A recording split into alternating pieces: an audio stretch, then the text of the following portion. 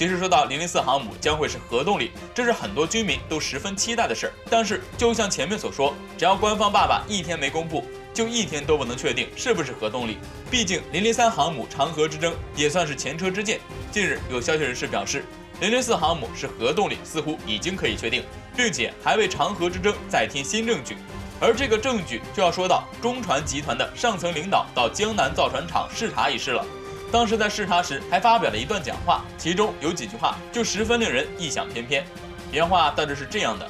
要进一步完善核安全、核应急管理体系建设，强化核安全监管，确保核安全万无一失。就单看这句话，那是着重强调了核安全，短短34个字，4个逗号就有4个核安全。从这一点上来说，江南造船厂必然有核设施无疑了。所以再想想，在什么时候才需要担心核安全？在使用核反应堆的时候，核反应堆大多都是建造核电、核武以及核动力的船只，而船厂建船，所以先排除什么核电、核武之类的，再排除核动力潜艇在渤海造船厂建造的。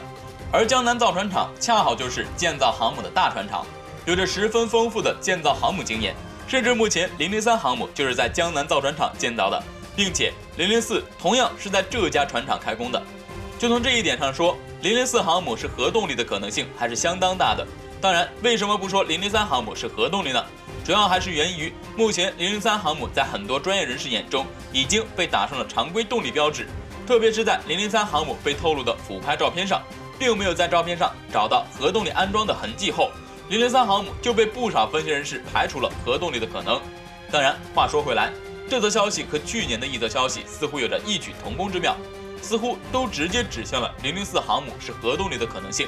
当时有消息灵通人士透露，官方已经发布了关于采购核安全设施的公告，并且其中船舰核动力系统分析模型开发项目名单、来源公示这条消息在社交媒体上可算是好好掀起了一阵腥风血雨。而从另一方面来说，目前003航母已经差不多就是8万吨左右的航母了。按照中国多年来的习惯，004航母绝对不会低于这个数。比如，就有美国专家预测，中国004航母的排水量很可能会达到福特级一样，排水量9万到12.8万之间。而众所周知的是，一旦航母吨位增大，对推动力要求就必然要增加。所以，如果004航母最后被证实吨位已经可以达到10万吨以上，那么核动力必然是板上钉钉。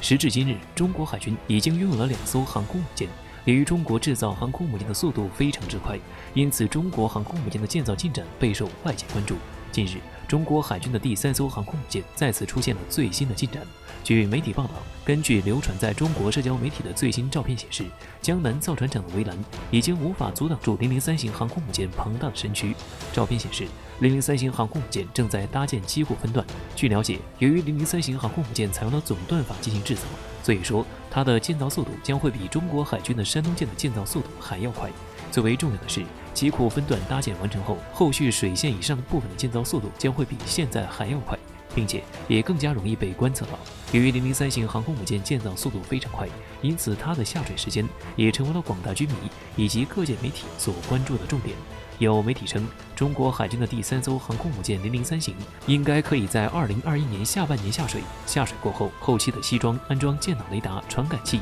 以及细坡试验将会耗费2年的时间。也就是说，如果003型航空母舰后续进展一切顺利的话，那么003型航空母舰将可能会于2024年到2025年间交付中国海军。届时，中国海军将会拥有3艘航空母舰。不得不说，中国海军在近年的发展速度的确非常迅猛。正因如此，中国海军的航空母舰也成为了外国媒体重点关注的对象。有人猜测，中国最新的003型航空母舰的尺寸很可能会与美国海军的小鹰级航空母舰差不多，排水量将会超过8万吨。对此，美国媒体也发表了他们的看法。美国媒体指出，中国海军的003型航空母舰的尺寸很有可能会更大，它的满载排水量将会接近10万吨，能够达到美国海军的尼米兹级航空母舰的标准。然而这一切只是外国媒体的猜测，具体的尺寸以及排水量我们尚不清楚。中国军方对此也没有透露出任何细节。不过，通过目前暴露出来的消息，我们可以得知，003型航空母舰依然是常规动力，但是它会配备至少3部电磁弹射器。不得不说，中国这次是做了一件没人干过的事。此外，还有消息称，003型航空母舰将会搭载空警600固定翼舰载预警机，并且也很有可能会搭载中国新一代的舰载战斗机。由此可见，003型航空母舰出现后，中国海军的实力将会再一次得到增强。虽然说关于003型航空母舰的消息基本上都是一些军事观察人士的猜测，但是不可否认的是，它的出现标志着中国海军与美国海军的差距将会进一步缩小。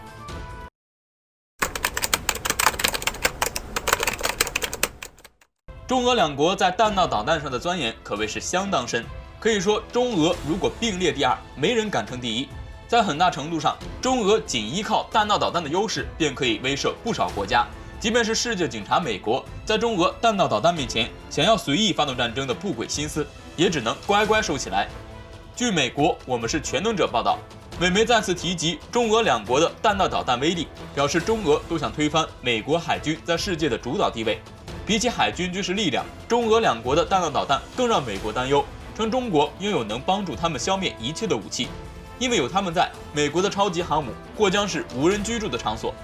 笔者分析，这句话的意思应该是指在中俄弹道导弹面前，美国超级航母将跟无人驾驶的空船一样，没有任何攻击力。美国海军作为世界海军第一的大国，航母数量高达12艘，包括10艘尼米兹核动力航母、2艘福特级核动力航母。将美国的超级航母在中俄导弹幕前比作没有任何攻击力的空船，可见美媒对中俄弹道导弹的担忧。虽然不知道俄罗斯是否有推翻美国海军地位的想法，但想想我国理论上是没有的，因为我们只会用行动去证明这一可能性。不过，美国一直对中俄两国念念不忘。从今年中俄两国试射的弹道导弹而言，美国在这方面的劣势让美媒念念不忘，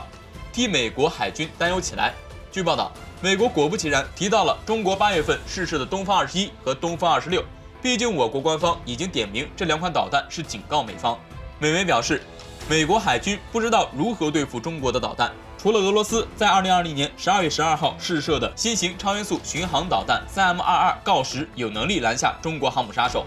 美媒也明白，在面对中俄弹道导弹和高超音速导弹占据优势，美国的航空母舰优势可以说是没有。未来只要美国无法在高超音速导弹取得突破，弯道超车中俄，那么它只能看着中国弹道导弹和高超音速导弹无能为力，在远离中俄海岸的地方作战。